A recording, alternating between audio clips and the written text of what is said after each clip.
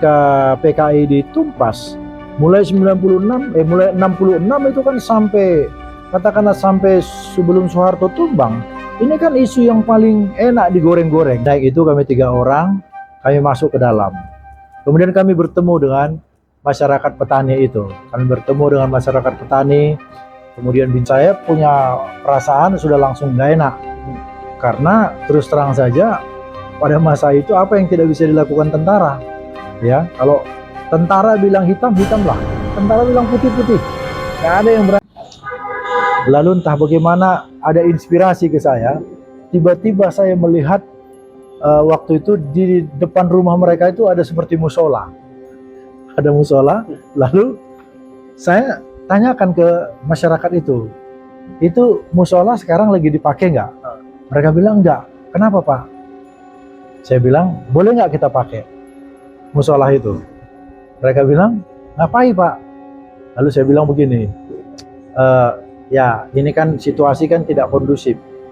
Situasi tidak kondusif, yang mana kalau kita nggak pandai-pandai menghilangkan jejak, ini kita bakal, bukan hanya kami yang jadi korban, kalian juga bisa jadi sasaran. Saya sampaikan begitu ke mereka. Lalu dia bilang, nah kalau gitu gimana Pak? Oke, kita masuk aja ke musola itu, kita berkumpul di sana sebentar. Nanti kalau misalnya Intel itu datang lagi, dan saya percaya dia pasti datang lagi, gitu. Nah kalau dia datang lagi, kita kan masih ada di dalam musola. Iya, musola. Jadi sampaikan aja bahwa ini yang datang dari Medan ini akan memberikan ceramah, katakan sajalah tentang ceramah tentang agama, kan gitu, ya kan? Katakan aja ceramah tentang agama, dan kalau ditanya ya kami ini bertiga dari Medan datang ya penceramah itu. Saya sampaikan begitulah kepada masyarakat. Benar. Kira-kira 20 menit kami masuk ke musola itu, datang lagi Intel itu, datang lagi tentara itu. Nah tetapi waktu dia datang, masyarakat petani ini sudah menyampaikan bahwa kedatangan kami orang Medan ini adalah sebagai penceramah agama. Jadi oke. Lalu kemudian si Intel itu bilang, oh kalau ceramah agama oke, baguslah. Jadi asal bukan yang lain-lain. Karena memang yang dikhawatirkan tentara waktu itu adalah kita dari LSM ini memberikan pengertian-pengertian kepada rakyat, sehingga rakyat mengerti hak-haknya. Itu yang mereka takutkan. Nah kemudian masyarakat itu kemudian kasih laporan lagi ke kami setelah Intel itu pergi. Nah saya ingat waktu itu sekitar jam 8 malam waktu dia sampaikan seperti itu, langsung saya bilang sama masyarakat, sama kawan-kawan petani itu, saya bilang oke Bapak Ibu, kita mungkin bisa atur pertemuan nanti di lain waktu. Kalau misalnya kami akan dihubungi, kami akan datang lagi, tapi paling tidak hari ini kita harus bubar dulu, menyelamatkan diri. Nah oleh karena itu kami minta supaya kalian carilah RBT untuk kami. Bayangkan tuh jam 8 malam, di kiri kanan kita itu sawit. Hanya saya sudah lupa nama daerah itu, tapi yang pasti dari Medan ini 5 jam lah. Itu daerah Aceh ya? Aceh, daerah Aceh. Itu kira-kira lewat, katakanlah lewat Besitang apa Pangkalan Susu gitu. Ya. Jadi jam 8 malam, sebetulnya terus terang, waktu RBT itu datang, 3 RBT itu datang, kami kan bertiga. Waktu kami dibonceng itu kan kami melewati juga sungai, jadi kadang-kadang kita dengar suara arus sungai itu gitu kan, gelap, tidak ada penerangan, gelap. Waktu dibonceng itu kita terpikir juga, ini kalau dari belakang datang tentara, lalu kemudian kita dipegang sama tentara, kita mati nggak berbekas ini.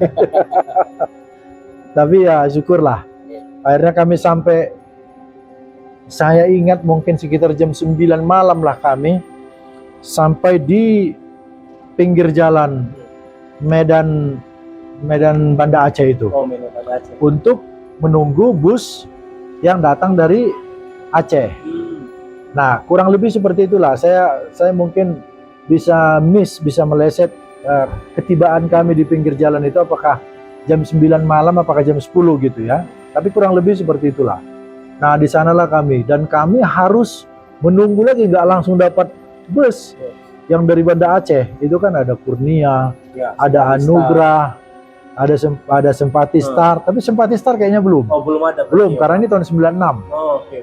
Ya, PM PM juga. itu yang kami tunggu. Iya, iya. Kurang lebih kami dapatlah itu mungkin bus itu jam-jam 11 gitu ya. Jam 11 malam dalam suasana kami ketakutan juga. Nah, kemudian kami dapat bus, pulanglah kami, sampailah kami di Medan. Mungkin waktu itu sekitar jam 5 pagi. Oh, jam 5 pagi. Jam 5 pagi atau jam setengah 5 begitulah. Apakah pada saat di bus itu tidak ada pemeriksaan, Pak?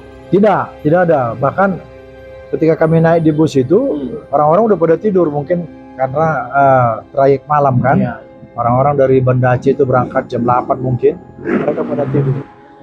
Iya, jadi dalam suasana tetap kita merasa dibayang-bayangi apakah kita diikuti.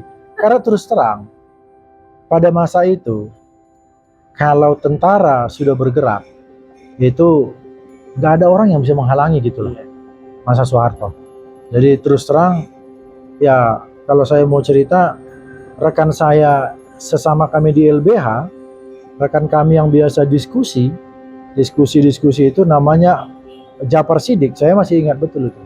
Japar Sidik itu akhirnya kan mati. Ya, Japar Sidik itu mati. Saya mungkin bisa cerita lagi nanti tentang itu ya. Jadi dia sebetulnya sudah buka satu LSM di Amerika waktu itu. Istrinya orang Filipina.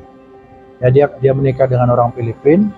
Japar Sidik ini entah bagaimana satu kali ada undangan, dia sudah di Amerika sebetulnya tinggal. Ada undangan ke Indonesia untuk memberikan seminar-seminar. Ya, tapi memang namanya waktu itu kan kita selalu menceritakan kepada dunia bahkan bahwa penegakan hak asasi manusia di Indonesia ini kan tidak ada. Nah, itu yang diceritakan, maka mungkin masa itu Soeharto tersinggung ya melalui kepanjangan tangannya yaitu TNI. Akhirnya Japar Sidik ini ketika kembali ke Medan ikut acara seminar dari LBH Medan, keluar dari LBH Medan dia ditangkap, diculik, kemudian seminggu lagi dia kedapatan sudah meninggal, sudah mati. Iya. Kalau tak salah saya mayatnya didapati di Pancur Batu, mungkin daerah Pancur Batu, dia meninggal. Nah, itu yang sedikit saya melenceng ke sana tentang bagaimana dulu hebatnya kekuasaan tentara. Nah, kami pun akhirnya bubar dari lokasi yang saya ceritakan tadi. Sampailah kami jam 5 pagi di Medan. Gitu. Kami 3 orang. Ingat betul saya, Anwar, Tonggam Siregar dan saya. Nah, itu inspirasi itu muncul begitu saja. Begitu saya lihat musola itu, saya minta supaya masuk ke sana untuk menghilangkan jejak itu. Iya. Itu pengalaman yang kami kami jalani, kami rasakan ketika kami menjadi pengacara di LBH Medan. Ya.